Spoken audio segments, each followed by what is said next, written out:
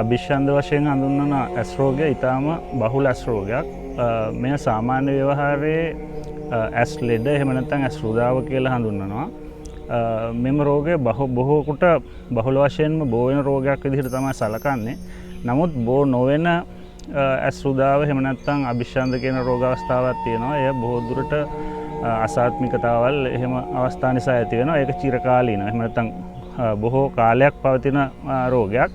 අර බෝ වෙන රෝගය වැඩි කාලයක් පවතින්නේ නැහැ. දවස් කිහිපයකදී සුව වෙන්න පුළුවන්. හැබැයි නොසලකා හිටියොත් මේ රෝගය වෙනත් භයානක වෙනත් අස්සි රෝග බවට පත් වෙන්න පුළුවන්. ඒ නිසා අපි මේ පිළිබඳ වඩාත් සැලකිලිමත් වෙන්න ඕන. ඒ වගේම මෙය බෝ වීම වැළැක්වීම සඳහා ගත යුතු ක්‍රියාමාර්ග ගන්න ඕන. මේ පිළිබඳ ආයුර්වේදයේ දක්වලා තියෙනවා එක ආහාර එකට ගැනීම, එක සයනයේ නිදා ගැනීම, ස්පර්ශ වීම, ඒ වගේම ආස්වාස ප්‍රාස්වාස නොයෙකුත් ස්පර්ශ වෙන ආකාරයේ දේවල් මගින් බෝ වෙන බව. ඒ නිසා මේ පිළිබඳ සැලකිලිමත් වීම ඉතාම වැදගත්. කලින් දවසක අභිෂ්ඡන්ද කියන ඇස් රෝගය ගැන සාකච්ඡා කරා. මේ රෝගයේදී ඇස් රතු වීම, කඳුළු ගැලීම, වේදනාව කියන රෝග ලක්ෂණ ඇති වෙන බවත්, මෙම රෝගයේ එක් අවස්ථාවක් බෝ වෙන රෝගයක් බවත් සඳහන් කරා. මෙම රෝගය නොසලකා හැරීම නිසා විවිධ වූ භයානක අක්ෂි රෝග ඇති වෙන්න පුළුවන්.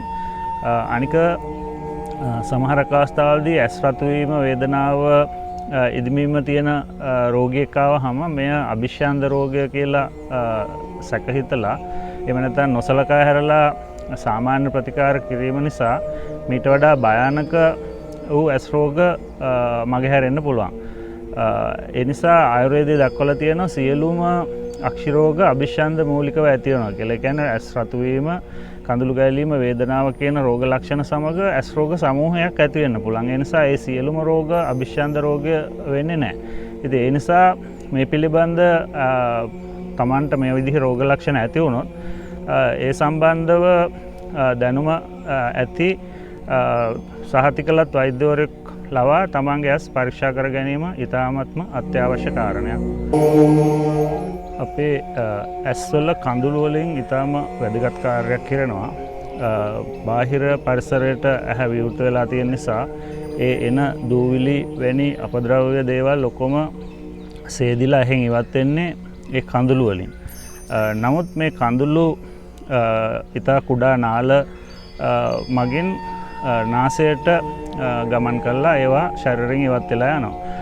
සමහරක් අවස්ථාවලදී මෙම ඒ ඉවත් වෙන ක්‍රමවේදයේ අවරෝධයක් ඇති වුණොත් ඒකත් රෝග අවස්ථාවක් වශයෙන් පෙන්눔 කරනවා. දැන් සමහරක් වෙලාවට ඇහැ මුල රතු වුණු, ඉදුණු, වේදනා සහිත ගැටයක් වැනි අවස්ථාවක් ඇති වෙන්න පුළුවන්. මේ අවස්ථාවට අපි පූයාලස කියලා කියනවා. ඉපදුණු අලුත දරුවන්ගේ එහෙම ඇස් වලින් කඳුළු ගලන්න පුළුවන්. සාමාන්‍යයෙන් දරුවෙක් ඉපදිලා සති 3-4ක් යනකම් සාමාන්‍යයෙන් කඳුළු ගැලීමක් සිදු වෙන්නේ නැහැ. නමුත් ඉපදිලා දවස් කිහිපකින් සමහරක් වෙලාවට දිගින් දිගට කඳුළු ගලනවා නම් මේ පිළිබඳ සැලකිලිමත් වෙන්න ඕන. මෙම අවස්ථාව තිබුණොත් වෛද්‍යවරයෙකුට පෙන්නලා උපදෙස් ගැනීම ඉතාමත්ම අත්‍යවශ්‍ය කාරණයක්. විශේෂයෙන් ඇහි කළු ඉංගිරියාවට හානි වුණොත් ඒ නිසා සම්පූර්ණයෙන්ම පෙනීම නැති වෙන්න පුළුවන්.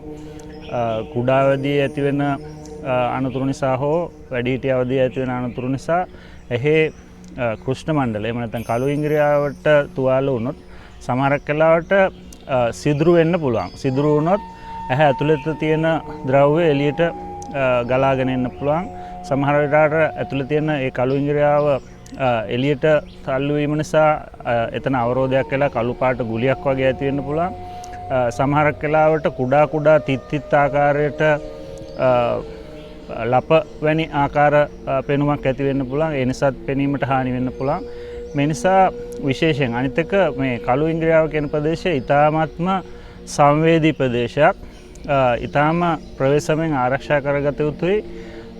සමහරක් අවස්ථාවලදී මේ වගේ තුවාල හෝ එහෙම නැත්නම් ඒ හීරීම් වැනි දෙයක් ඇති වුණොත් ඉතාමත්ම ඉක්මනින් ප්‍රතිකාර කරගන්න ඕන. මොකද සමහරක් අවස්ථාවලදී ඒක නොදැනුවත්ව නොසලකා හැරෙන්නත් පුළුවන්.